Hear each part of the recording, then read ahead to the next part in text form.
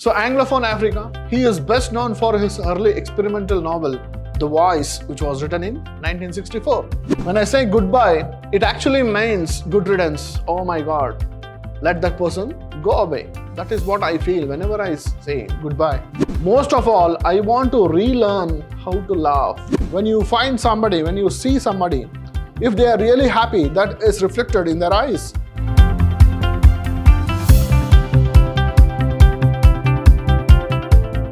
Hello students, I am Anil, Assistant Professor of English, Vidhyaashram First Grade College, the Temple of Excellence, MYSURU. In this session, we are going to look at a poetry titled Once Upon a Time by Gabriel Okara for the students of BCA second semester. Hello students, I am Anil, Assistant Professor of English, Vidhyaashram First Grade College, the Temple of Excellence, MYSURU. In this session, we are going to look at a poetry titled Once Upon a Time by Gabriel Okara for the students of BBA second semester.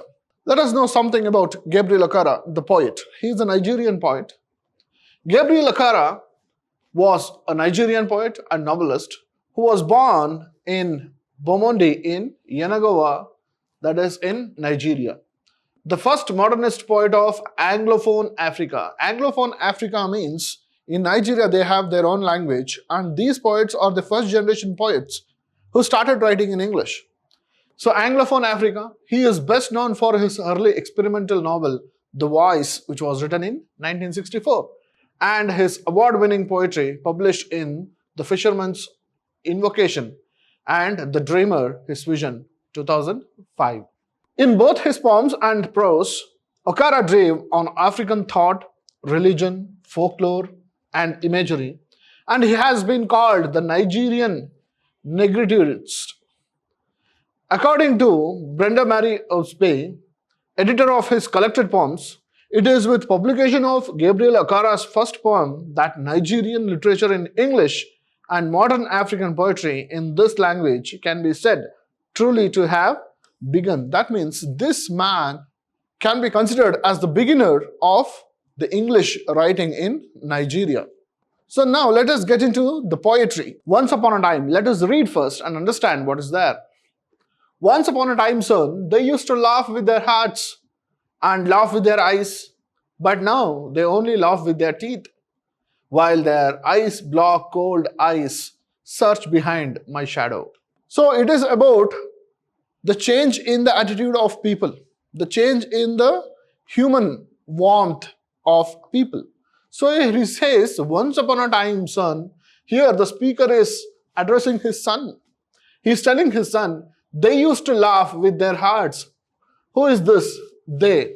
They are the human beings, people around him, the generation. They used to laugh with their hearts. That means they were truly expressing their feelings. If they were happy, they were expressing their happiness. And laugh with their eyes. When you find somebody, when you see somebody, if they are really happy, that is reflected in their eyes. But now they only laugh with their teeth. That means to just imitate, even though they are not happy, they will just smile at you. And that smile does not carry any emotions. While their eyes block cold eyes, that means their unemotional thoughts. What would they look? They search behind my shadow. That means they are escaping the eye contact. They don't want to really look at each other and express their feelings. There was a time indeed, they used to shake hands with their hearts. Now, shaking of hands, when people shook their hands with each other, there was this warmth, a feeling of happiness, a feeling of friendship. But that's gone, son. Now they shake hands without hearts. There is no emotions here. Now they shake hands without hearts, while their left hands search my empty pockets. So now what do people do? They search for empty pockets. That means they are looking for some profit out of other person. So therefore he expresses the loss of human touch, human feelings, etc. If people visited each other's home, how was it in the previous time? Feel at home, come again, they say, and when I come again and feel at home, once, twice, there will be no thrice. So here the poet says, feel at home, come again. People used to say like this whenever they visited each other's home. And now the poet says, if I went once, twice, and there is no thrice, for then I find the doors shut on me. For the third time, we lose our genuinity. That's all. So I have learned many things, son. So these things have made me learn many things. What are those things? I have learned to wear many faces. So now I have faces which are apt to the situations. I am not expressing my true feelings. I have faces. I have them like masks, like dresses, home face, office face, street face, host face, cocktail face, with all their conforming smiles, like a fixed portrait smile, like a fixed portrait smile. It is fixed. If I am at home, I'll have a home face. If I'm in office, office face. If on the street, street face. If I'm a host for somebody, host face. So they all are conforming, just like portraits. They don't change. We have defined all of them. And I have learned too to laugh with only my teeth. And I have learned. I did not have this. I did not know. But now I have learned. That means even I have changed with time. To laugh with only my teeth, without any emotions. I have learned to smile and shake hands without my heart. I have learned all these things which are happening. I have also learned to say goodbye when I mean good riddance. When I say goodbye, it actually means good riddance. Oh my God, let that person go away. That is what I feel whenever I say goodbye.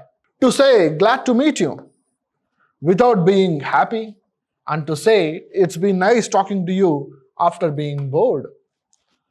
So even after getting bored, we say it was nice talking to you. That means we are not expressing what we truly feel. And the poet is actually not happy with this change in himself.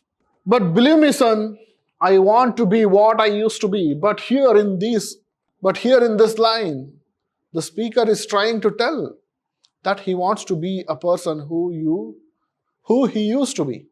He wants to have the true feelings in him. He does not want to wear the faces.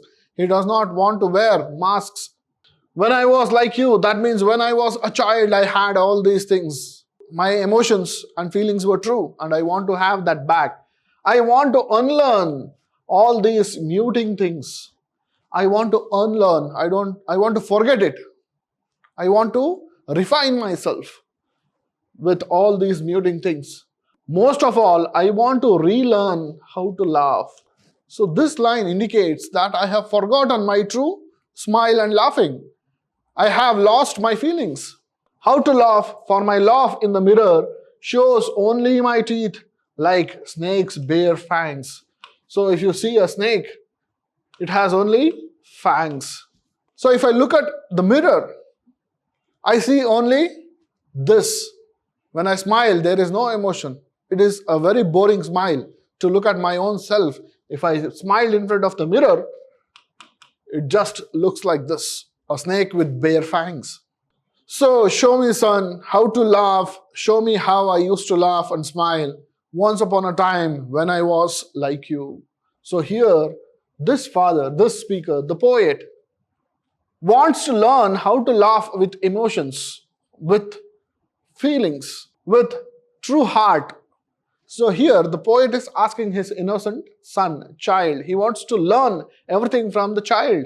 And he is asking his son, teach me how to laugh. Show me how I used to laugh and smile once upon a time when I was like you. I was an innocent kid.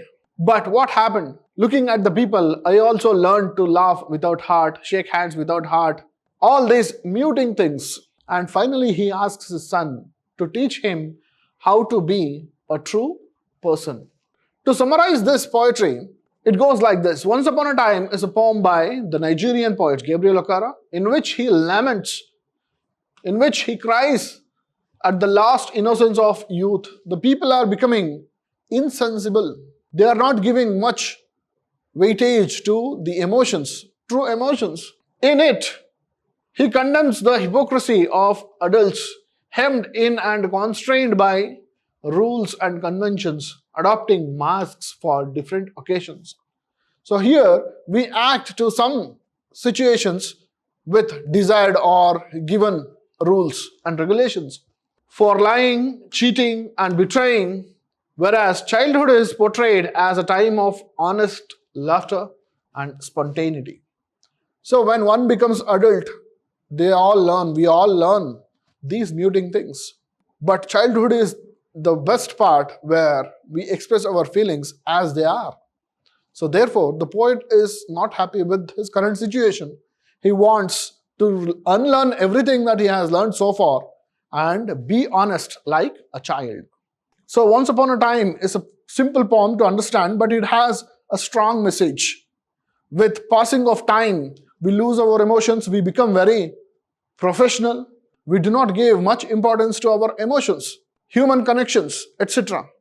But this poem is reminding us to unlearn all these muting things and get back to our innocent selves. With this, we shall meet in the next class. Thank you.